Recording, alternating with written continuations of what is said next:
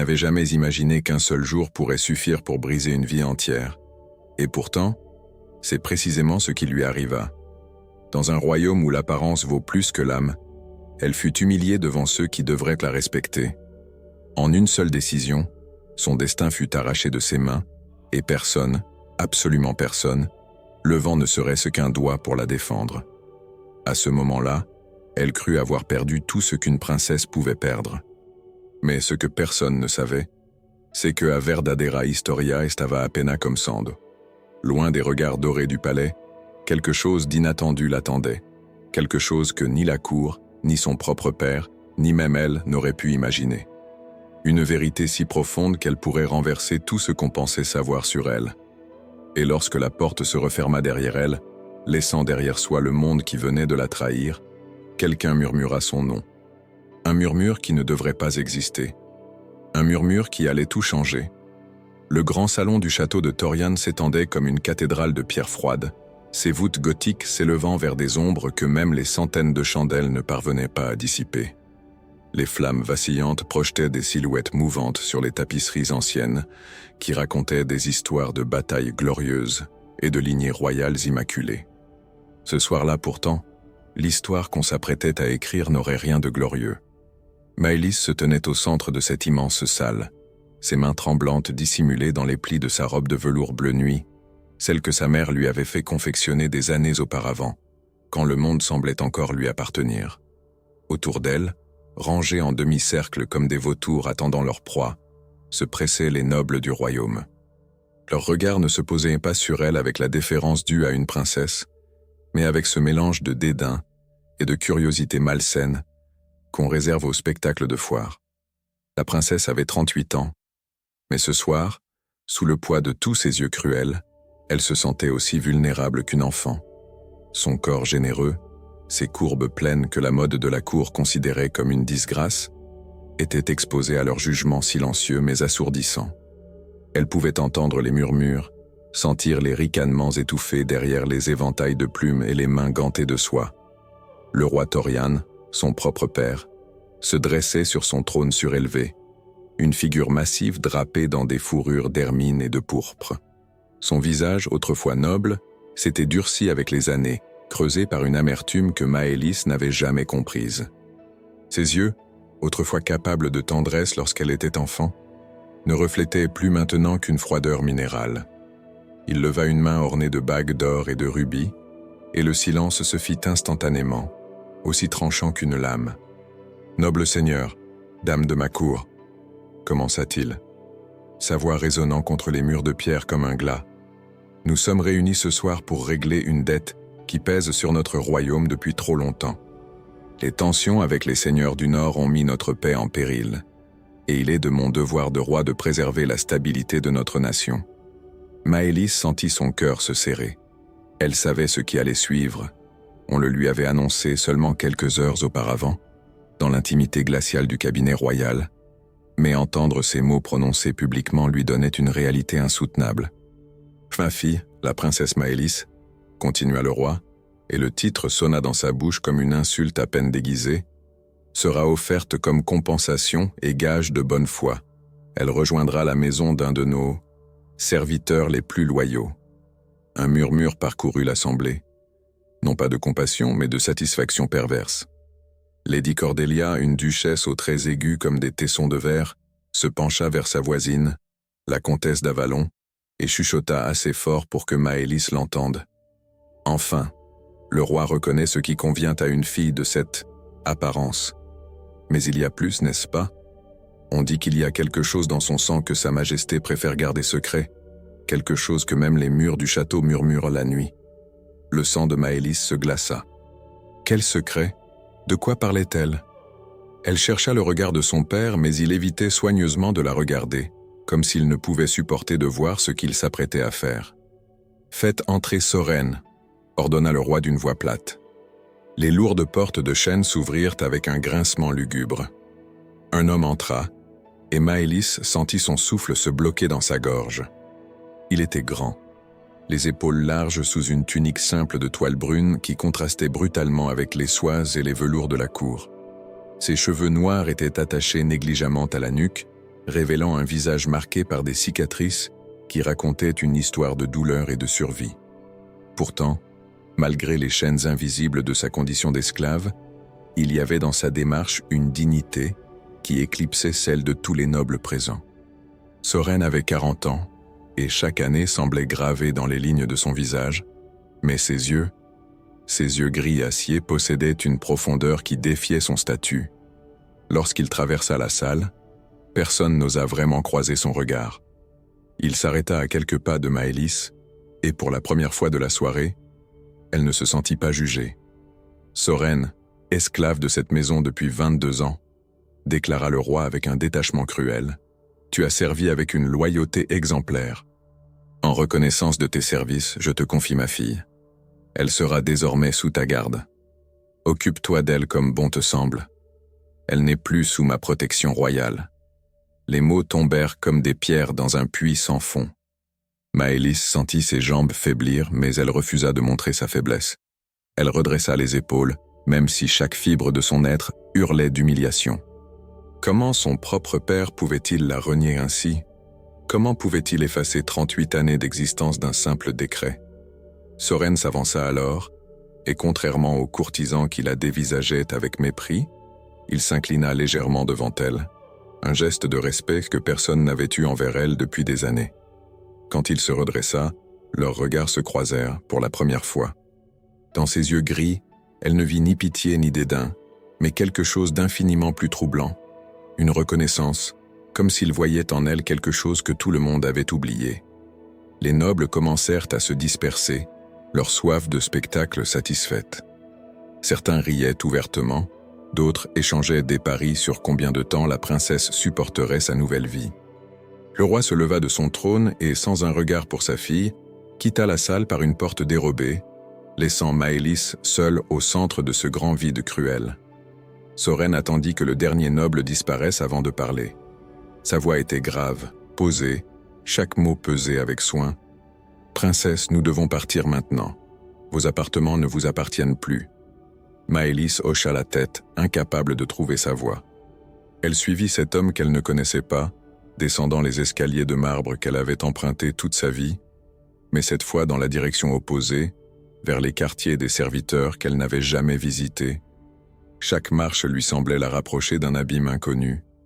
Alors qu'il traversait un couloir faiblement éclairé, loin des oreilles indiscrètes, Soren s'arrêta brusquement.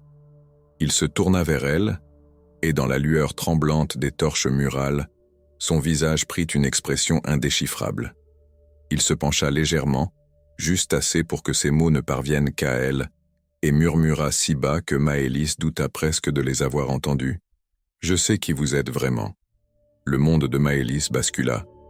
Son cœur tambourina dans sa poitrine comme s'il cherchait à s'échapper. Que voulait-il dire? Comment un esclave pourrait-il savoir quelque chose qu'elle-même ignorait? Les mots de Lady Cordelia lui revinrent en mémoire.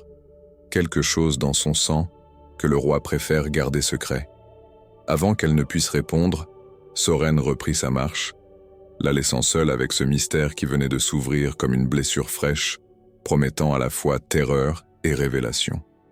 Les quartiers des serviteurs se trouvaient dans l'aile est du château, là où la pierre brute remplaçait les tapisseries, où les couloirs étroits sentaient l'humidité et le bois brûlé.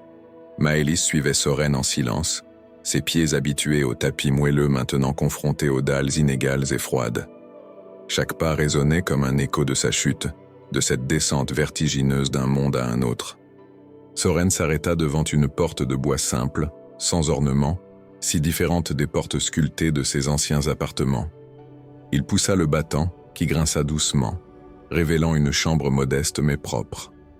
Un lit étroit recouvert d'une couverture de laine, une table bancale, un tabouret et une fenêtre minuscule qui laissait filtrer la lumière pâle de la lune. C'était tout. 38 ans de vie royale résumés à cet espace qui n'aurait même pas servi de garde-robe dans son ancienne existence. « Vous dormirez ici », dit Soren, sa voix dénuée de cruauté mais aussi de compassion excessive. « Je suis dans la chambre voisine. Si vous avez besoin de quoi que ce soit pendant la nuit, frappez au mur. » Maëlys hocha la tête, incapable de former des mots. Sa gorge était serrée par une boule d'émotions contradictoires. L'humiliation, la peur, mais aussi une étrange curiosité envers cet homme qu'il avait accueilli avec plus de dignité que toute la cour réunie. Soren s'apprêtait à partir quand elle trouva enfin sa voix. « Que vouliez-vous dire, tout à l'heure, quand vous avez dit que vous saviez qui j'étais vraiment ?» Il se figea sur le seuil, son dos large, bloquant presque entièrement l'encadrement de la porte. Un long silence s'étira entre eux, lourd de secrets et de non-dits. Quand il se retourna enfin, son visage était illisible. « Ce n'est pas le moment, princesse. Vous avez besoin de repos. Les réponses viendront, mais pas ce soir. » Et il disparut, refermant la porte derrière lui, laissant Maëlys seule avec le poids écrasant de cette journée et les questions qui tourbillonnaient dans son esprit comme des feuilles mortes dans un vent d'automne. Elle s'assit sur le lit, sentant le matelas dur sous elle, si éloigné du confort auquel elle était habituée. Les bruits du château lui parvenaient différemment ici, les rires lointains des serviteurs qui terminaient leur journée, le cliquetis des ustensiles dans les cuisines, le crépitement d'un feu quelque part dans les profondeurs du bâtiment. C'était un château qu'elle n'avait jamais connu, celui qui vivait et respirait pendant qu'elle dormait dans ses draps de soie. Pendant ce temps, dans les appartements royaux, la célébration battait son plein. Le roi Torian avait convoqué ses conseillers les plus proches, et le vin coulait à flots. Les nobles levaient leurs coupes en riant, se congratulant d'avoir assisté à l'humiliation de la princesse trop grosse, celle qui ternissait l'image parfaite que le royaume devait projeter. Enfin débarrassé de ce fardeau, lança le duc d'Orneville, un homme bedonnant dont l'hypocrisie n'avait d'égal que son appétit. Votre Majesté a fait preuve d'une sagesse remarquable, une alliance politique et une solution élégante à un problème délicat. Le roi vida sa coupe d'un trait, mais son visage ne reflétait aucune joie. Quelque chose de sombre brillait dans ses yeux, quelque chose qui ressemblait presque à du regret ou peut-être à de la peur. Dans sa modeste chambre, Maëlys finit par s'allonger, tout habillée, fixant le plafond bas où dansaient les ombres projetées par la lune. Le sommeil ne venait pas. Comment pourrait-il ? Son monde entier s'était effondré en quelques heures. Elle pensa à sa mère morte depuis 20 ans maintenant, cette femme douce et forte à la fois qui lui chantait des berceuses et lui racontait des histoires de courage et de dignité. Que penserait-elle de voir sa fille ainsi jetée aux oubliettes ? Les heures s'égrenèrent lentement. Minuit passa, puis 1 heure du matin. C'est alors que Maëlys entendit quelque chose qui la fit se redresser brusquement. Des voix, étouffées, mais distinctes. Elle venait de la chambre de Soren. Elle se leva doucement, approcha son oreille du mur qui séparait leurs 2 chambres. La voix grave de Soren lui parvint, chargée d'une urgence qu'elle ne lui avait pas connue. « Je te dis que c'est elle. J'en suis certain maintenant que je l'ai vue de près. Elle a les mêmes yeux, la même ligne du visage. Comment le roi a-t-il pu croire qu'il pourrait effacer la vérité en l'enfermant pendant toutes ces années ?» Une autre voix répondit, plus âgée, tremblante. « Soren, mon garçon, tu joues avec le feu. Si le roi découvre que tu sais, que nous savons, il ne se contentera pas de te fouetter comme la dernière fois. Il te tuera. Je sais les risques, Aldric, mais elle a le droit de savoir. Sa mère est morte en gardant ce secret, et regardez ce qu'il lui fait maintenant. La donner comme un vulgaire objet à un esclave devant toute la cour, juste pour l'humilier et s'assurer qu'elle ne représentera plus jamais une menace. Une menace ? Comment une princesse rejetée pourrait-elle être une menace ? Parce qu'elle n'est pas qu'une princesse, Aldric. Elle est... Le silence qui suivit était insoutenable. Maëlys retenait son souffle, son cœur battant si fort qu'elle craignait qu'il ne l'entende à travers le mur. « Tu as toujours cet objet ?» demanda finalement la voix âgée. « Oui, je l'ai gardé pendant toutes ces années, comme elle me l'avait demandé avant de mourir. Un médaillon avec le portrait et l'autre preuve. Montre-le lui, elle mérite de savoir. » Des pas s'éloignèrent, puis le silence retomba. Maëlys se laissa glisser le long du mur, ses jambes ne la portant plus. Quel médaillon, quelle preuve, et surtout, qu'avait commencé à dire Soren. Elle n'est pas qu'une princesse, elle est... Elle est quoi ? Les premières lueurs de l'aube commençaient à filtrer par la petite fenêtre, quand l'épuisement finit par avoir raison d'elle. Mais même dans son sommeil agité, les questions continuaient de tourbillonner, et le visage de Soren, avec ses yeux gris qui semblaient voir en elle ce que tout le monde avait oublié, hantait ses rêves comme une promesse et une menace à la fois. Le matin se leva avec une brume épaisse qui enveloppait le château comme un linceul. Maëlys s'éveilla au son des cloches de la chapelle, le corps endolori par le matelas dur et l'esprit encore embrumé par les révélations de la nuit. Elle se redressa lentement, prenant conscience que ce cauchemar était bien sa nouvelle réalité. Un coup discret à la porte la fit sursauter. Soren entra portant un plateau simple avec du pain noir, du fromage et une cruche d'eau. Son visage était impénétrable, mais Maëlys remarqua les cernes sous ses yeux, comme s'il n'avait pas mieux dormi qu'elle. « Vous devez manger », dit-il en posant le plateau sur la table. « La journée sera longue. » Maëlys le fixa intensément, cherchant dans ses traits une réponse aux questions qui la consumaient. « J'ai entendu des voix cette nuit. Vous parliez de ma mère. Vous parliez d'un médaillon. » Soren se figea, ses mâchoires se crispant visiblement. Il ferma la porte derrière lui et s'approcha, baissant la voix jusqu'à un murmure chargé d'urgence. « Les murs ont des oreilles d'ici, princesse.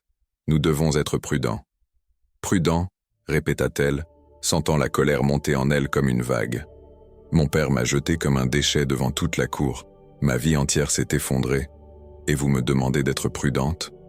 Je veux savoir ce que vous cachez. » Les yeux de Soren se radoucirent légèrement. Il sortit lentement de sa tunique une petite bourse de cuir usé, fermée par un cordon. Ses mains, marquées par les années de travail forcé, tremblaient imperceptiblement tandis qu'il l'ouvrait. De l'intérieur, il extirpa un médaillon ovale en argent terni, suspendu à une chaîne délicate qui avait dû être magnifique autrefois. « Votre mère m'a donné ceci quelques jours avant sa mort, » murmura-t-il. Et pour la première fois, Maëlys perçut une émotion brute dans sa voix. « J'avais 18 ans. J'étais esclave au château depuis seulement quelques mois. Elle m'a trouvé dans les écuries et m'a dit que si quelque chose lui arrivait, je devais garder ceci jusqu'à ce que vous soyez prête à connaître la vérité. » Maëlys prit le médaillon avec des mains tremblantes. Elle l'ouvrit délicatement et son souffle se coupa net. À l'intérieur se trouvait un portrait miniature de sa mère, si belle, si vivante, avec ce sourire doux qui lui manquait tant. Mais ce n'était pas ce qui la choqua. À côté du portrait, il y avait une mèche de cheveux blonds attachée avec un fil d'or et gravée en lettres minuscules sur le métal. « Pour ma fille bien-aimée, héritière de 2 mondes. » « Héritière de 2 mondes » lut-elle à voix haute, la confusion se mêlant à une terreur grandissante. « Que signifie cela » Soren prit une profonde inspiration, comme s'il s'apprêtait à plonger dans des eaux dangereuses. « Votre mère, la reine Elendra, n'était pas celle que tout le monde croyait.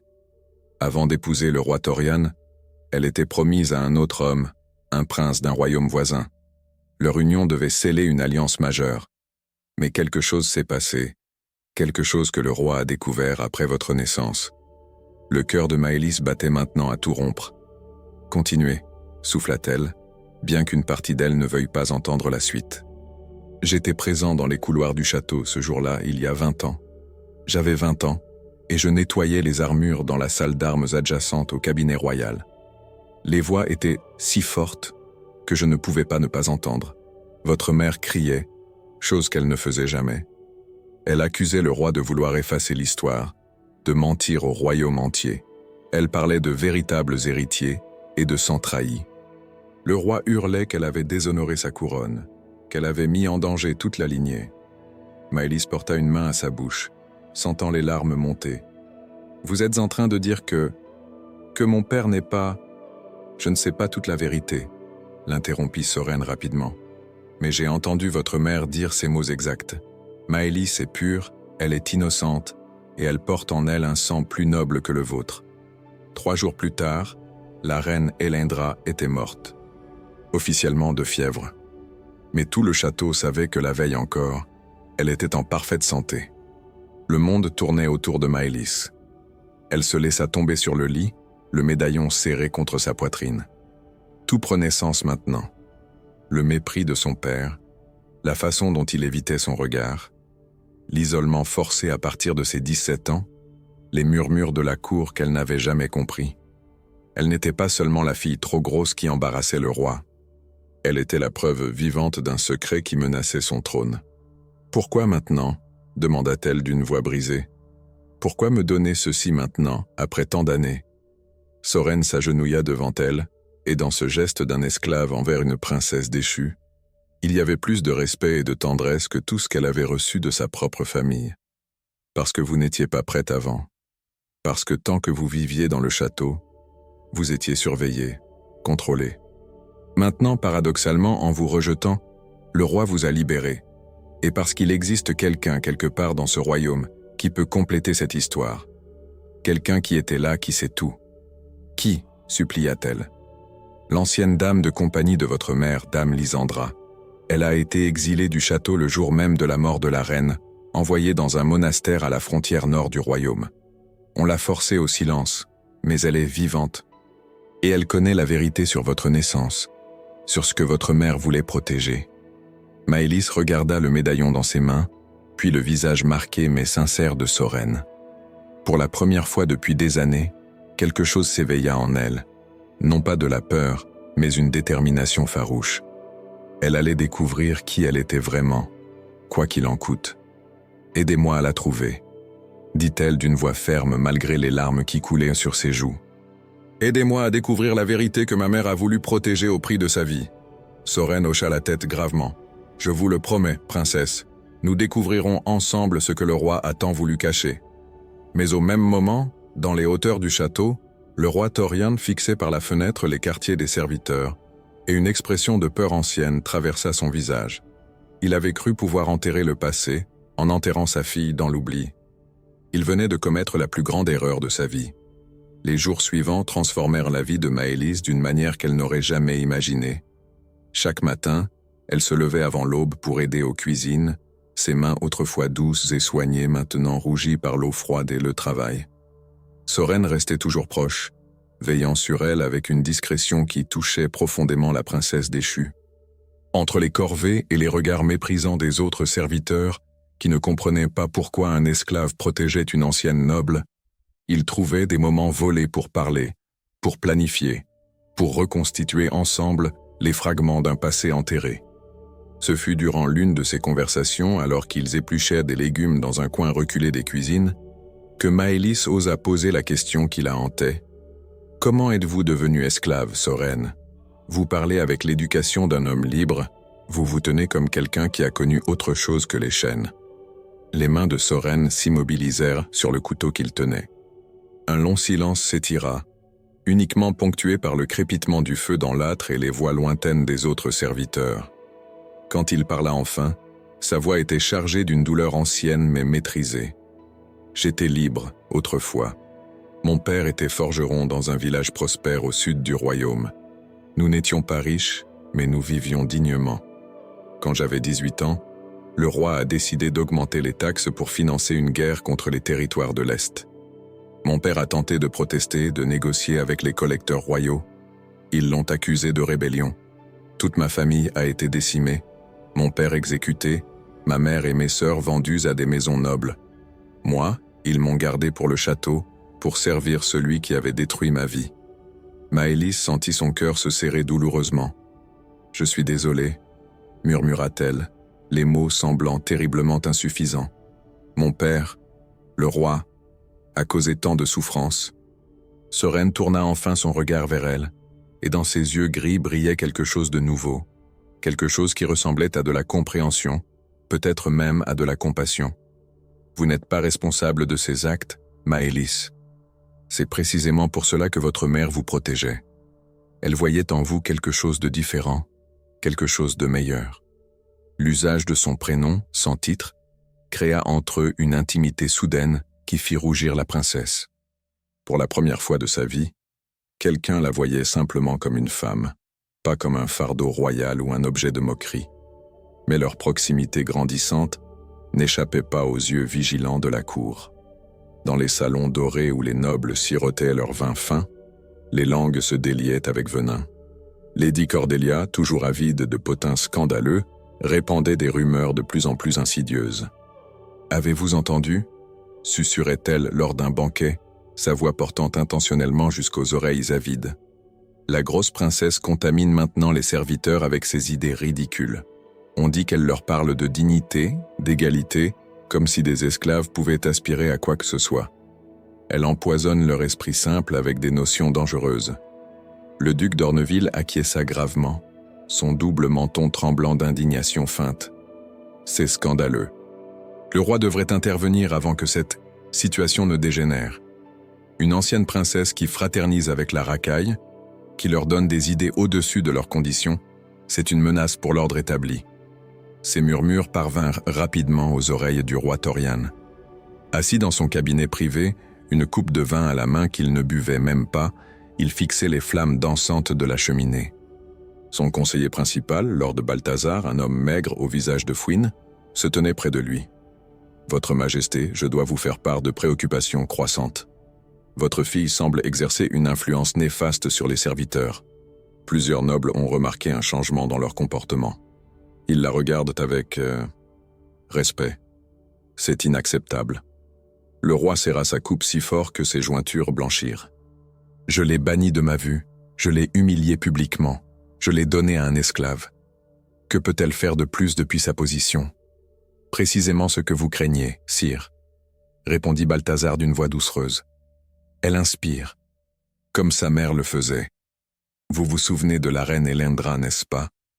Comment le peuple l'adorait, comment même les plus humbles se prosternaient devant elle par amour et non par peur.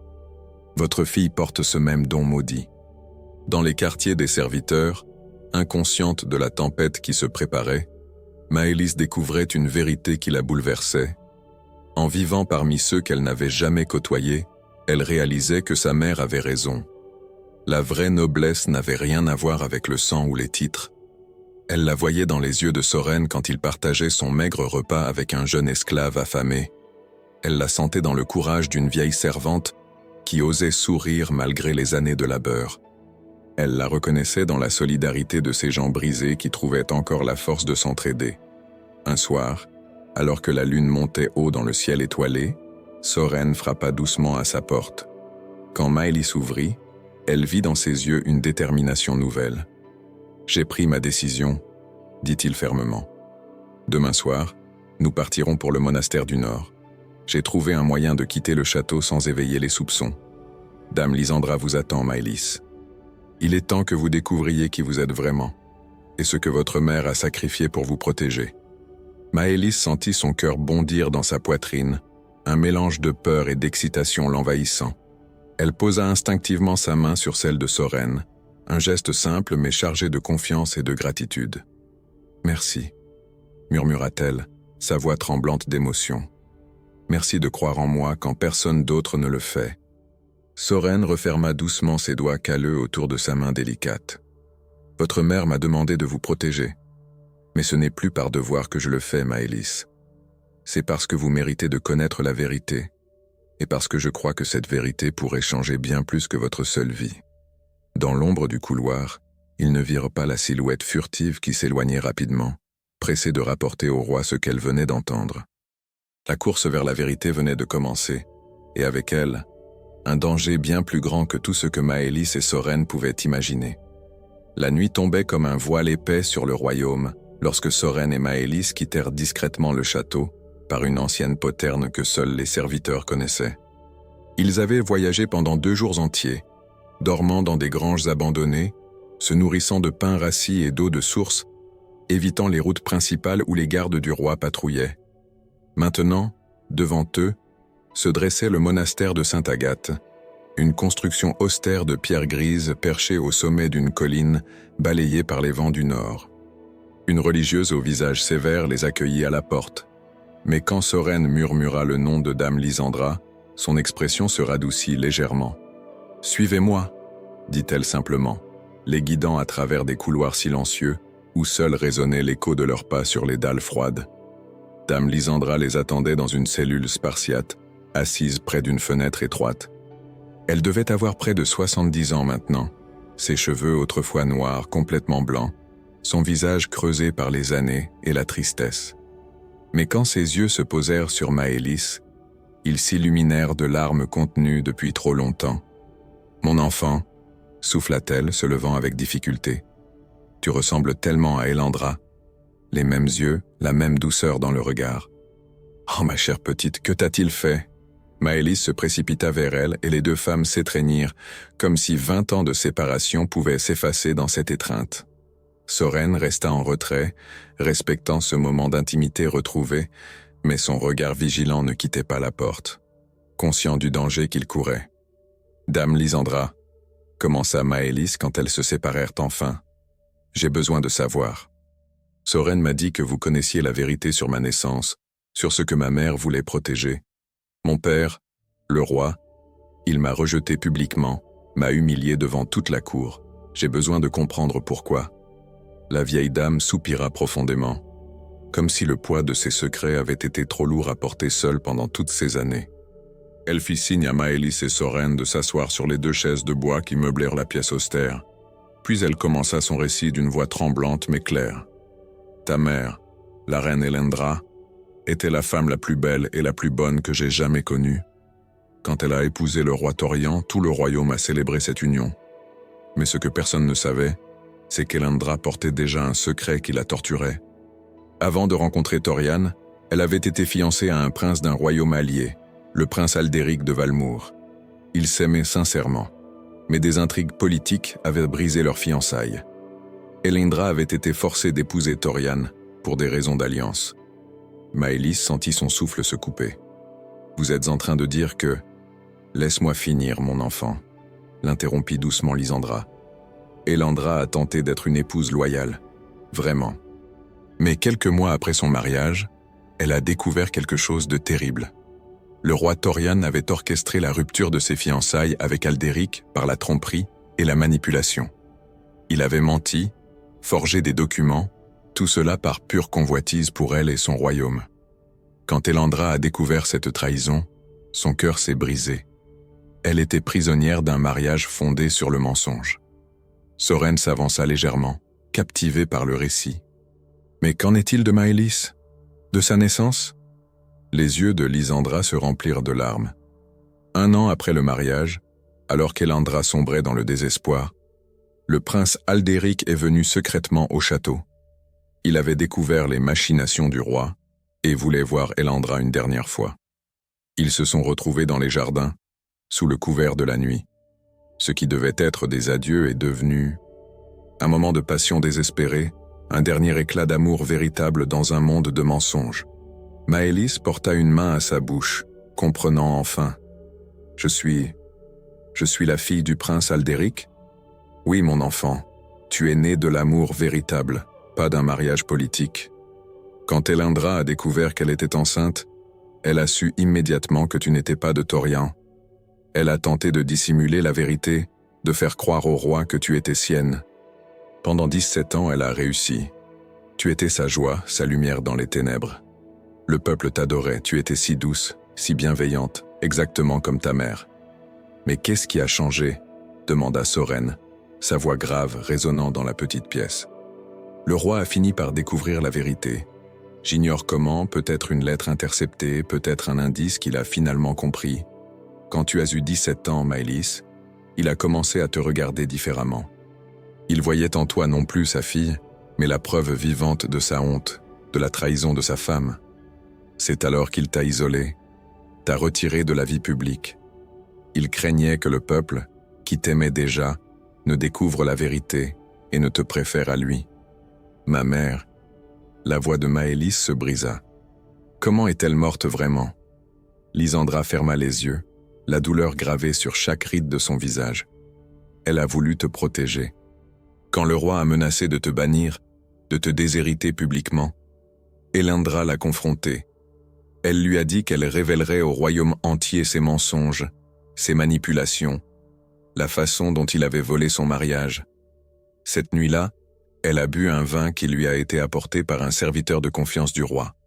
Le lendemain, elle était morte. Officiellement, de fièvre. Mais nous, qui l'aimions, nous savions la vérité. Le silence qui suivit était lourd de révélations et de douleur. Maëlys pleurait silencieusement. Des décennies d'incompréhension s'effondrant enfin pour laisser place à une vérité terrible mais libératrice. Soren s'approcha d'elle. posant doucement une main sur son épaule, un geste de soutien qui parlait plus fort que tous les mots. « Le prince Aldéric » demanda finalement Maëlys entre deux sanglots. « Vit-il encore? Sait-il que j'existe » Lysandra hocha lentement la tête. « Il vit, oui, mais il ne sait pas que tu es sa fille. » Elendra ne lui a jamais dit, pour le protéger. Si Thorian avait su qu'Aldéric était au courant, il l'aurait fait assassiner. Ton véritable père ignore que quelque part dans ce royaume vit sa fille, le seul fruit de son amour véritable. Maëlys se leva brusquement, une détermination farouche remplaçant les larmes. Alors il doit savoir. Il a le droit de connaître la vérité. Mais avant que quiconque ne puisse répondre, un bruit résonna dans le couloir. Des pas lourds, nombreux, se rapprochaient rapidement. Soren bondit vers la porte, mais il était trop tard. Elle s'ouvrit violemment, révélant 6 gardes royaux en armure, leurs épées dégainées brillant à la lueur des torches. Le capitaine des gardes, un homme massif au visage balafré, s'avança dans la cellule avec une autorité brutale. « Par ordre du roi Thorian, vous êtes tous en état d'arrestation.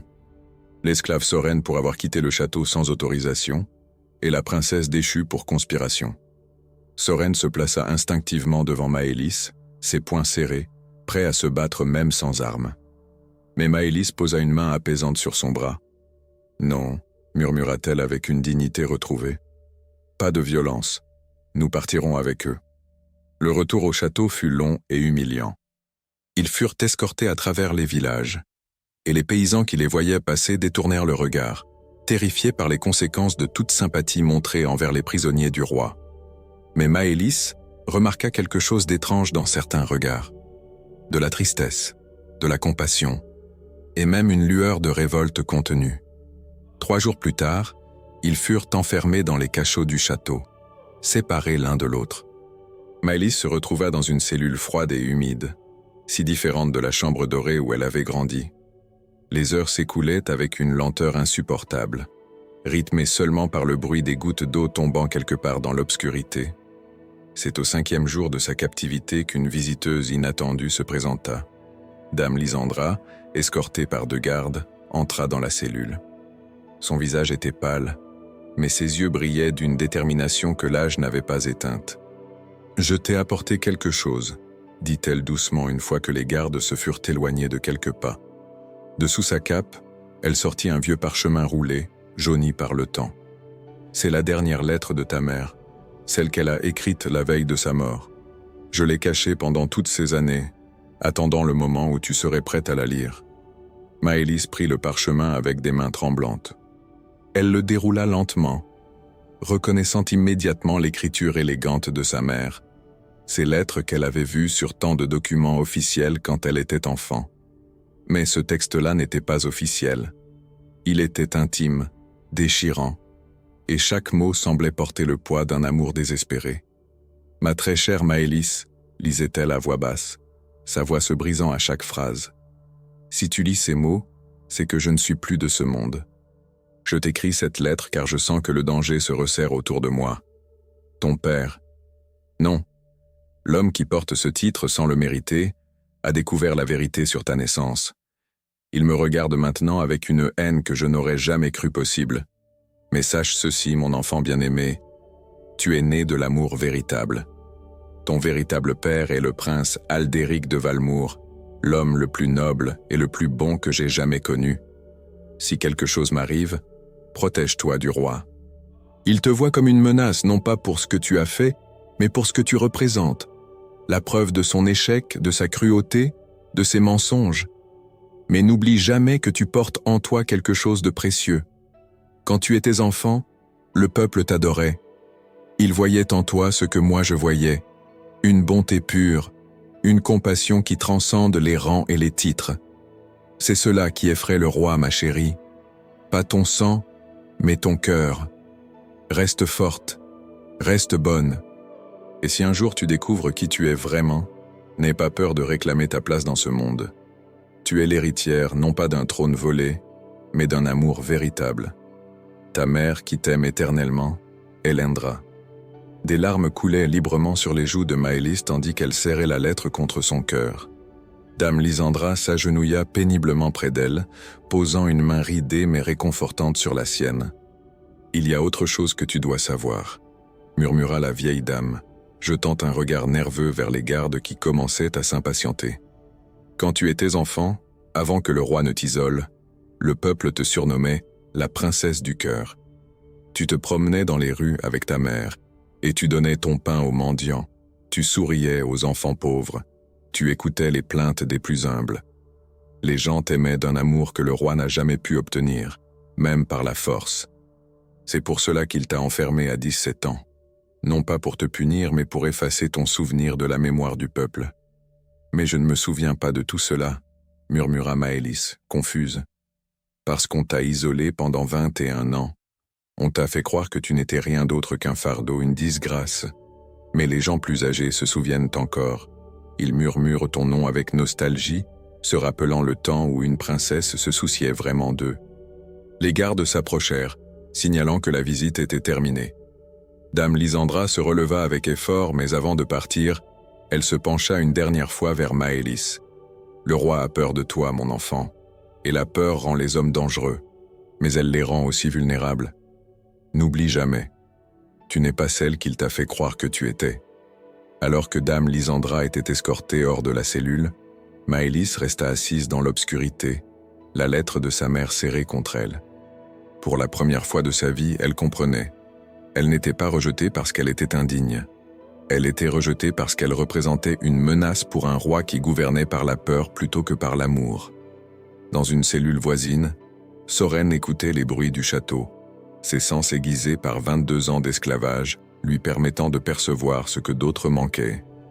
Il entendait les murmures des serviteurs dans les couloirs, et ce qu'ils disaient lui donna un étrange espoir. La princesse du cœur est revenue. Peut-être que les choses vont enfin changer. La vérité que le roi avait tenté d'enterrer pendant 2 décennies commençait à ressurgir, et avec elle, la possibilité d'une justice que personne n'aurait osé imaginer. Une semaine s'écoula dans les ténèbres humides des cachots. Maëlys avait perdu la notion du temps, ne distinguant plus le jour de la nuit dans cette obscurité perpétuelle. Mais quelque chose changeait dans le château. Elle pouvait le sentir dans les voix des gardes qui passaient, dans les murmures qui filtraient à travers les murs épais. Le nom qu'elle avait oublié, celui que le peuple lui avait donné autrefois, circulait de nouveau. La princesse du cœur. Ce fut au 8e jour qu'un garde qu'elle ne connaissait pas ouvrit sa cellule. Son visage était jeune, marqué par le doute et une bonté que les années n'avaient pas encore corrompu. « Princesse », murmura-t-il en baissant les yeux avec respect, un geste que personne ne lui avait accordé depuis des mois. « Le roi vous convoque devant le conseil royal. Ils vont décider de votre sort. » Maëlys se leva avec difficulté, ses jambes engourdies par les jours passés sur la paille humide. Le garde lui tendit une cape propre, un geste de compassion qui la toucha profondément.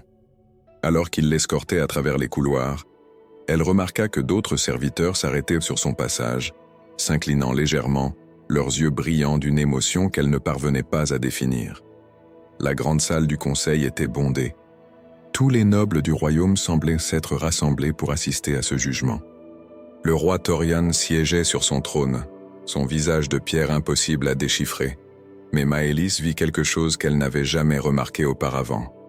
La peur, tapie au fond de ses yeux comme un animal acculé. Soren fut amené quelques instants après elle, les mains liées par des chaînes.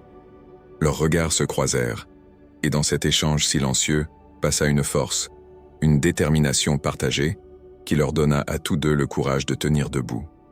Le roi se leva, sa voix résonnant avec une autorité qu'il tentait désespérément de maintenir.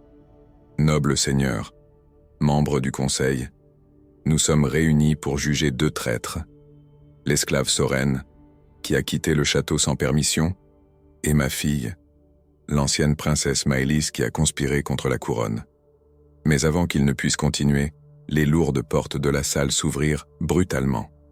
Un homme entra, vêtu des couleurs royales d'un royaume voisin, escorté par une garde d'honneur.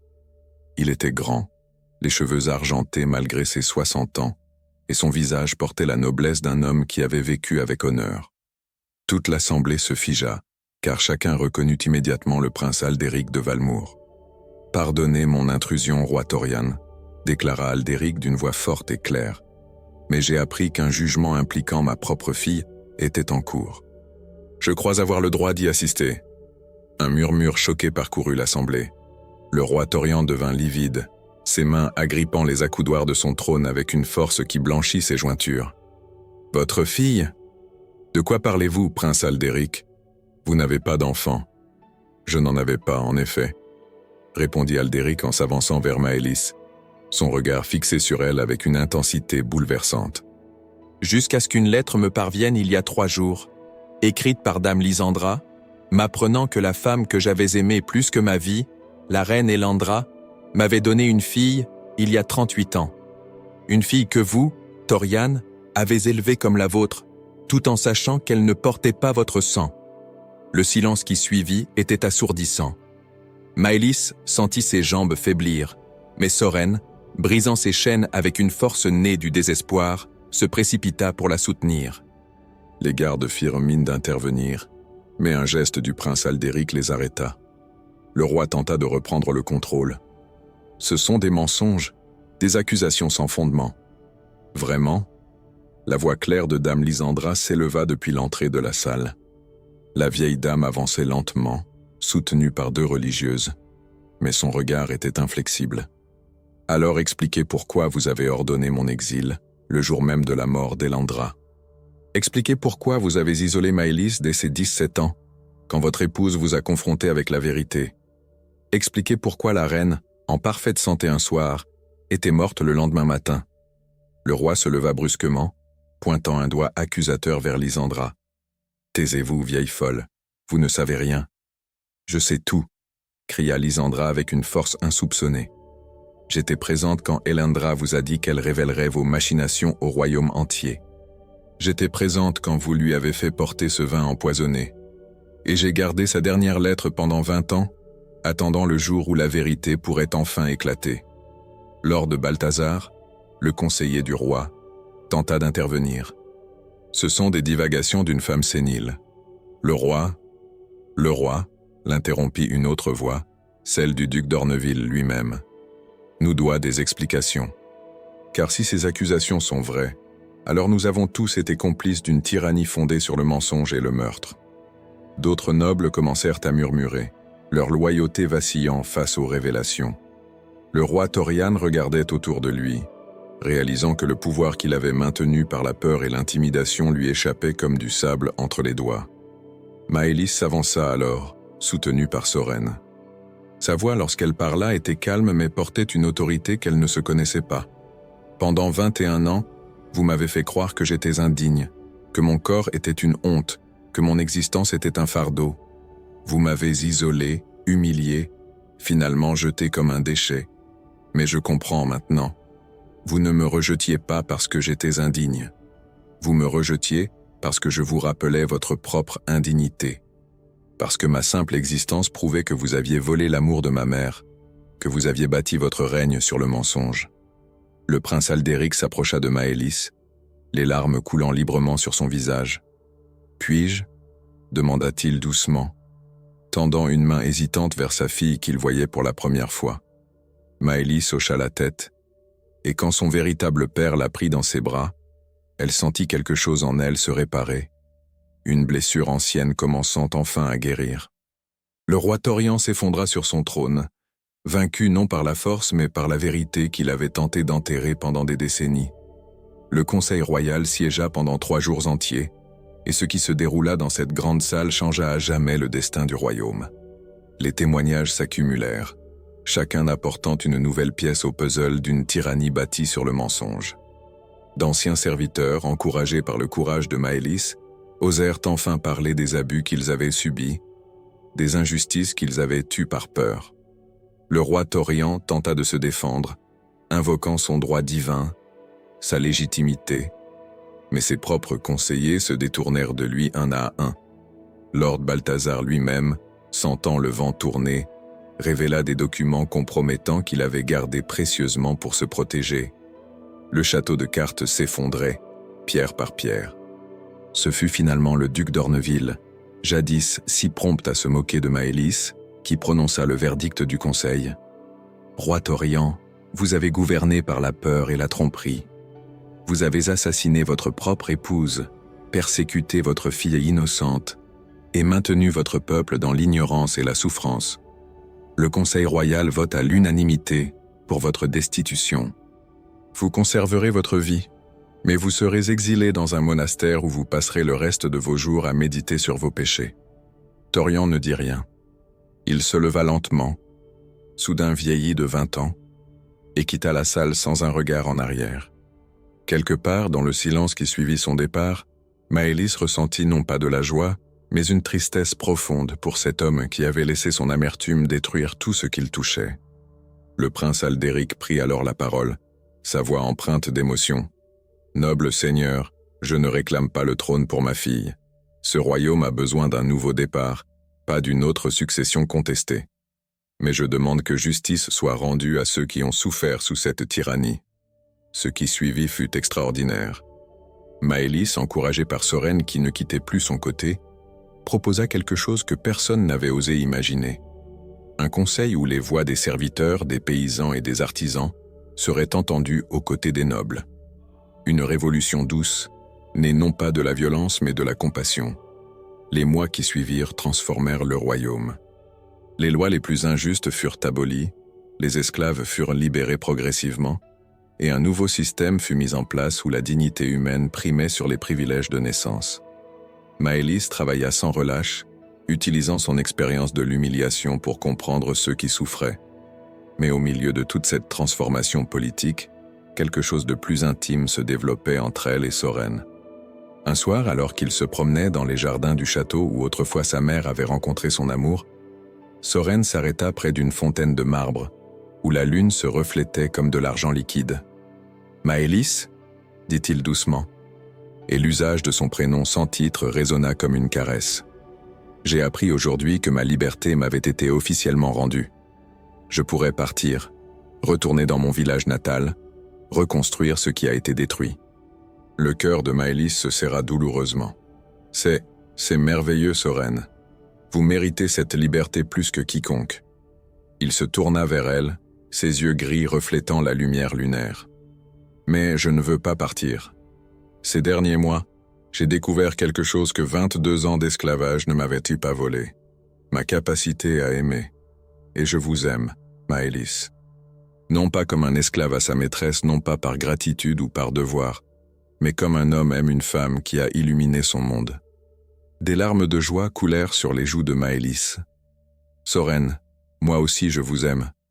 Vous m'avez montré que la vraie noblesse n'avait rien à voir avec le sang ou les titres, mais avec le courage d'être bon dans un monde cruel. » Il s'approcha lentement, avec cette délicatesse qui le caractérisait, et prit son visage entre ses mains calleuses. « Puis-je » murmura-t-il, demandant une permission qu'elle accorda d'un sourire tremblant. Leur baiser fut doux, chargé de tout ce qu'ils avaient traversé ensemble, de toute la douleur transformée en espoir. Quand ils se séparèrent, Sorène la prit dans ses bras, et Maëlys sentit qu'elle était enfin chez elle, non pas dans un château de pierre, mais dans l'étreinte de l'homme qui avait cru en elle quand le monde entier l'avait rejetée. Les cloches du royaume sonnèrent quelques mois plus tard pour célébrer leur union. Ce ne fut pas un mariage royal traditionnel, mais une cérémonie simple dans la chapelle du village, où nobles et paysans se mêlaient pour la première fois dans l'histoire du royaume. Le prince Aldéric conduisit sa fille à l'autel, son visage rayonnant de fierté pour cette femme extraordinaire qu'il avait le privilège d'appeler sa fille. Dame Lysandra, assise au premier rang, pleurait de joie en pensant à son amie Elindra, sachant que quelque part, elle souriait en voyant sa fille enfin heureuse. Maëlys et Sorène construisirent leur vie ensemble, non pas dans les appartements dorés du château, mais dans une maison modeste au cœur de la ville, où leurs portes restaient toujours ouvertes à ceux qui avaient besoin d'aide. Ils eurent 2 enfants, un garçon et une fille, qu'ils élevèrent avec les valeurs que leur histoire leur avait enseignées, que la vraie grandeur se mesure à la compassion et que l'amour véritable transcende toutes les barrières. Le royaume prospéra sous ce nouveau système, et l'histoire de la princesse du cœur qui avait trouvé l'amour dans les bras d'un esclave devint une légende transmise de génération en génération. Une légende qui rappelait à tous que même dans les ténèbres les plus profondes, l'amour et la vérité finissent toujours par triompher. Et parfois, lors des soirées d'été, quand Maëlys et Soren se promenaient main dans la main dans ces mêmes jardins où tout avait commencé, ils s'arrêtaient près de la fontaine et se souvenaient du chemin parcouru, de la princesse brisée et de l'esclave enchaîné qui avaient trouvé ensemble non seulement la liberté, mais aussi l'amour éternel qu'aucune couronne ne pourrait jamais acheter.